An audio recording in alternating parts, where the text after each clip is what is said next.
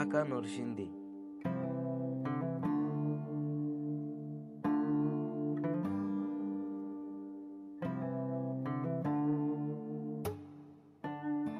অনেকক্ষণ বাসে বসে থাকার পর আমার বোরিং ফিল হচ্ছিল।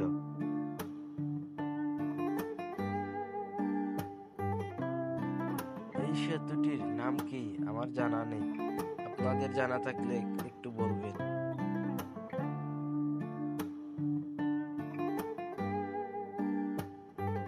দেখতে দেখতে আমাদের বাস চলে এসেছে ভৈরবে।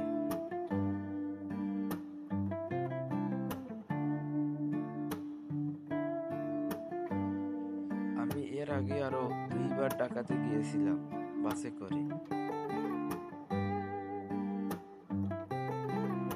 নরসিংদী ইটখলা আমাকে বাস থেকে নামিয়ে দিল।